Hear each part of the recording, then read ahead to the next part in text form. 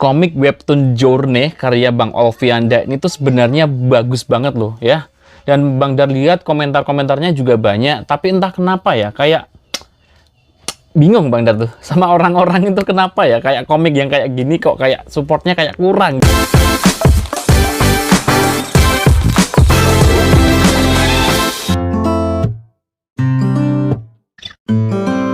Ya halo, apa kabar sobat-sobat semua? Ketemu lagi dengan aku Bang Dar di BookBest. Nah, di video kali ini di edisi review komik digital ya, atau komik online. Dan kali ini Bang Dar bakalan review dari platform webtoon gitu teman-teman semua. Dan seperti yang kalian lihat di judul, Bang Dar bakalan review komik berjudul Journey ya, komik karyanya Bang Olvianda Aryesta. Ini tuh di webtoon ada 5 chapter, Bang Dar udah selesai baca ya. Cuma buat nge-review ini tuh kalau Bang Dar nggak sambil baca lagi itu kayak agak lupa-lupa dikit gitu teman-teman semua ya. Nah, sekilas sih komik ini tuh dari jalan ceritanya sebenarnya sangat-sangat menarik banget. Dan seperti biasa, setiap karya-karya dari Bang Olvianda ini tuh kayak bener-bener selalu ada pesan tersembunyi. Ataupun pesan yang sebenarnya bisa kita rasain atau bisa kita lihat kalau kita memperhatiin setiap dialog-dialog yang ada. Dan pesan-pesan itu pun kadang juga disertakan kayak dalam bentuk quotes gitu ya teman-teman semua. Yang intinya tuh beliau bikin komik itu selain unik dengan artworknya, juga dia punya ciri khas di artworknya. Selain itu juga bukan hanya tentang bikin komik aja, tapi kayak apa sih yang ingin gue sampein ketika gue bikin komik, dan apa sih yang bisa didapat oleh pembaca ketika baca komik gue gitu loh. Kesannya kayak gitu teman-teman semua ya. Oke, ya udah kita langsung mulai aja. Ini Bang Dar buka dulu ya. Nah, ini webtoon ya. Oke. Nah, untuk Journey ini tuh kategorinya apa ya? Masuknya di ranah atau genre fantasy ya teman-teman semua. Dan di sini ada 5 chapter. Dan chapter pertama ini tuh dibikin pada September 2015. Kemudian untuk chapter 5 yang di sini mungkin chapter terakhirnya di sini ya. Ini tuh dibuat pada 2016. Jadi bisa dibilang hampir setahun gitu ya teman-teman semua. Dan sampai sekarang nggak lanjut lagi. Kenapa nggak lanjut lagi Bang? Dan kenapa malah Bang Olvi lanjutin komik-komik yang lain? Kalau menurut Bang Dar sendiri sih, banyak kreator Indonesia dulunya kan sebelum mengenal webtoon kan mereka berkaryanya mau nggak mau sih kayak bikin komik cetak gitu ya, ataupun mungkin jadi job-job di ilustrator gitu. Tapi semenjak ada webtoon kan banyak orang yang kayak kreator-kreator Indonesia tuh berbondong-bondong kayak mencoba-coba di webtoon. Ada yang sukses, yang mungkin belum punya nama di kancah dunia perkomikan, tapi lewat webtoon dia malah jadi punya nama gitu ya. Kalau Bang Olvi ini tuh kan sebenarnya sebelum webtoon dia memang sepak terjangnya udah berkelana di dunia komik cetak gitu teman-teman semua ya. Dan kalau Bang Dar lihat di sini sebenarnya komiknya bener-bener bagus banget ya.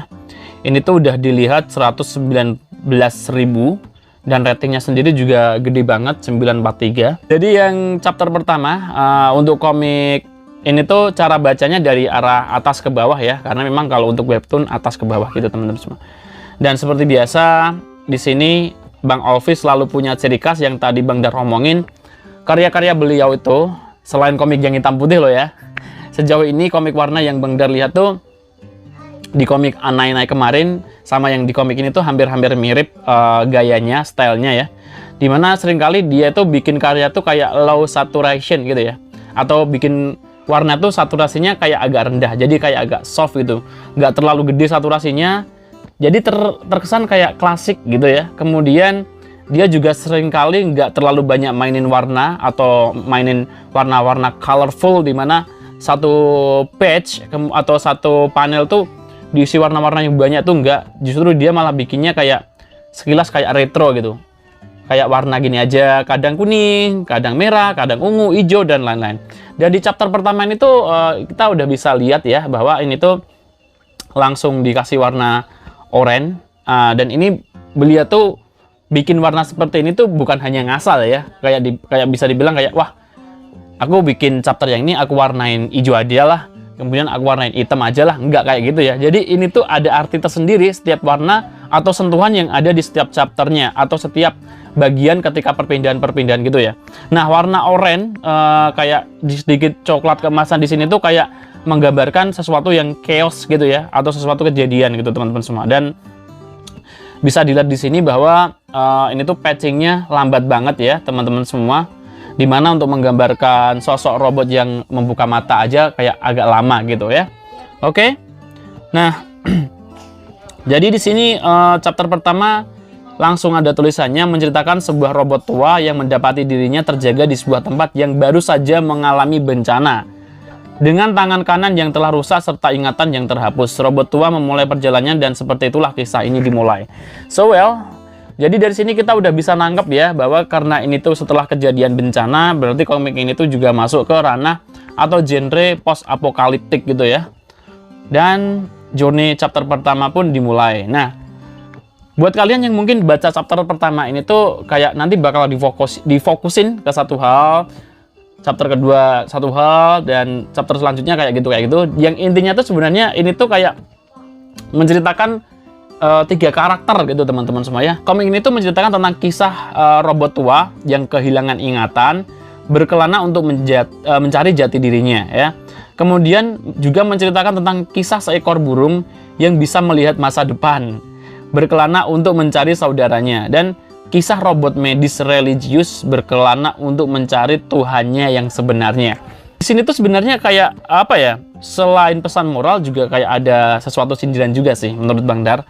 Ada sindiran tentang kayak menyindir sesosok manusia yang kadang hidup tuh sampai kayak lupa terhadap Tuhannya. Padahal sesosok robot aja yang jelas-jelas diciptain manusia, dia berusaha mencari penciptanya gitu ya.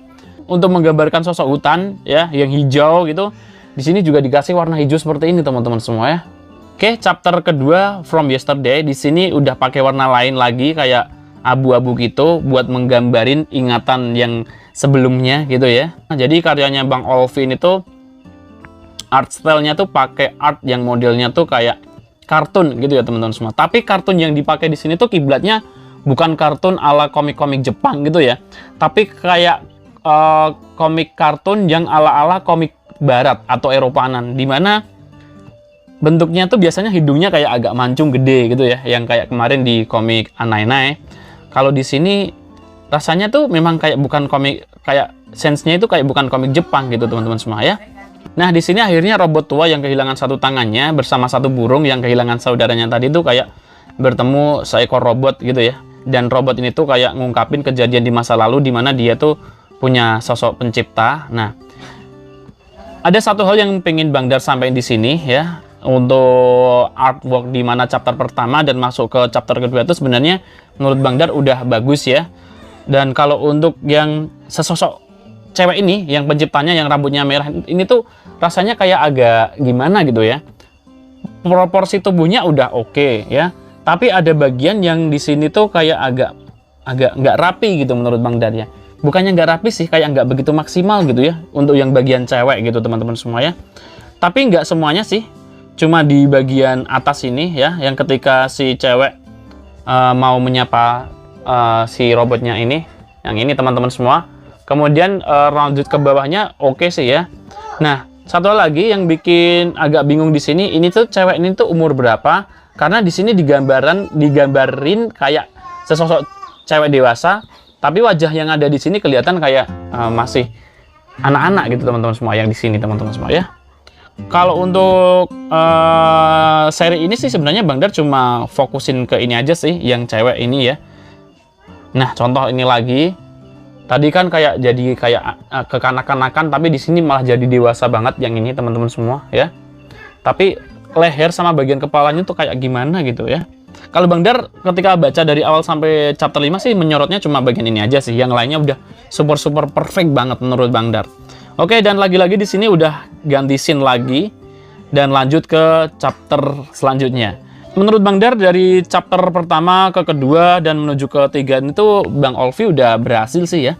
Berhasil kayak bikin pembaca penasaran, dimana setiap perpindahan antar chapter tuh dia bisa bikin orang, waduh, di bagian endingnya tuh kayak bisa bikin orang bertanya-tanya ini lanjutannya kayak gimana gitu teman-teman semua ya. Tadi ceritanya setelah bencana, ceritanya maju, kemudian di flashbackin, tapi flashbacknya tuh masih berhubungan dengan bagian dari potongan masa depan tadi gitu loh teman-teman semua ya. Nah, selain masuk ke ranah post apokaliptik, juga fantasy. Di sini juga kalau ada robot-robot seperti ini tuh sekilas kayak ada sci-fi-nya ya sebenarnya ya. Selain itu juga ada adventure-nya sih menurut Bang Dar, karena ini kayak petualangan gitu ya, walaupun petualangannya itu nggak jauh-jauh amat, cuma kayak petualangan yang penuh misteri, intinya gitu teman. Well, ketika chapter 1 sampai 3 tuh kita udah dibikin apa ya, tertarik sama karakter-karakter yang dikenalkan, robot dan burung gitu ya. Di sini di chapter 4 kita dikasih kunci lagi buat melanjutin arah ceritanya itu kayak gimana. Di sini ada sesosok manusia gitu teman-teman semua ya, namanya Ruo. Jadi di sini tuh dia kayak pemburu gitu teman-teman semua. Di sini feel-nya sebenarnya awal-awalnya kayak fresh aja, kayak biasa aja gitu ya. Tapi lama-kelamaan rasa-rasanya kayak bikin deg-degan ketika sesosok manusia ini tuh sebenarnya memburu robot gitu teman-teman semuanya untuk dimusnahkan. Singkat cerita, sebenarnya burung ini tuh kan juga bisa melihat masa depan kan tadinya. Dan singkat cerita di sini juga ada robot lagi yang bingung, ini robotnya robot apa lagi nih? Kok robotnya kayak sekilas kayak robot yang udah terprogram gitu ya. Kita dibikin bingung teman-teman semua, yang berjudul Through the Fire and Flame ya.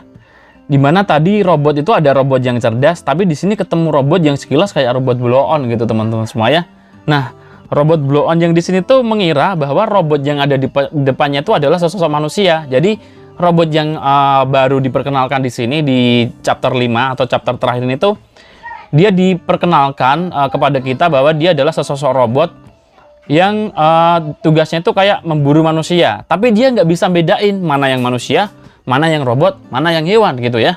Sedangkan tadi ada kelompok robot yang tadi yang di tokoh-tokoh awal tadi, dia tuh lagi dikejar-kejar sama sesosok manusia gitu teman semua. Dan seperti yang kalian pikirkan, ini ceritanya tuh bisa bikin orang semakin naik dan bisa bikin klimaks gitu ya. Dimana ya seperti yang kita perkirakan bahwa akhirnya robot-robot yang baik ini tadi malah diserang gitu ya. Dan akhirnya manusia yang mendengar ini tuh kan jadinya kayak curiga bahwa di situ pasti ada pertengkaran antar robot. Dan di lain waktu di sini ada kayak tokoh baru lagi, ada sesosok apa ya, robot kecil ya, robot kecil yang namanya Bunga.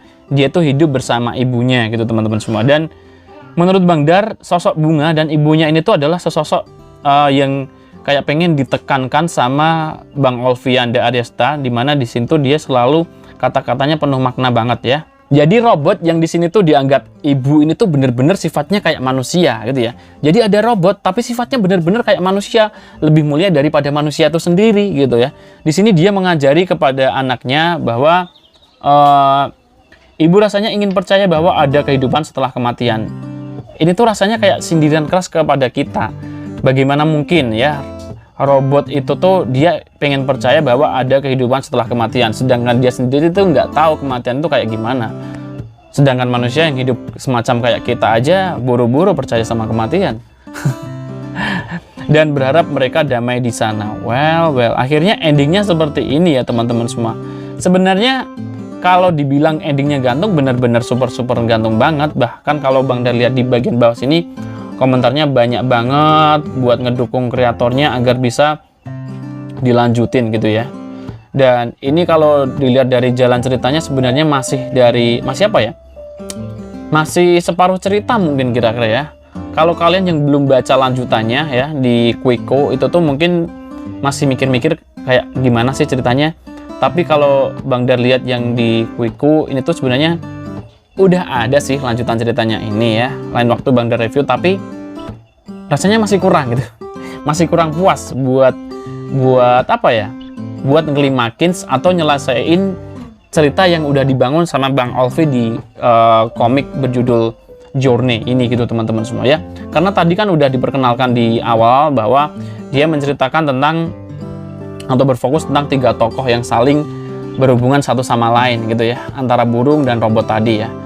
Dimana kalau endingnya cuma robot di Quiko ya, Bang Dar bocorin dikit, dimana jika endingnya cuma robot terbunuh dan saling bunuh antar manusia tuh kayaknya masih agak gimana gitu ya teman-teman semua. Oke, kira-kira seperti itu ya buat kalian yang mungkin kepo dan penasaran dan pengen lihat artwork dari Bang Olvianda yang Bang Dar review di komik ini tuh silahkan langsung aja ke webtoon ya. Judul komiknya tadi Bang Dar udah sebutin, judulnya Journey ya. Dan jika kalian suka dengan konten semacam ini, silahkan like. Dan jika kalian tidak suka atau ada pertanyaan, silahkan ngomong aja di kolom komentar. Buat teman-teman semua yang udah request komik online, ya, semoga sabar dulu ya, nanti suatu saat Bang Da review. Oke? Sampai jumpa lagi, salam Books Lovers, bye!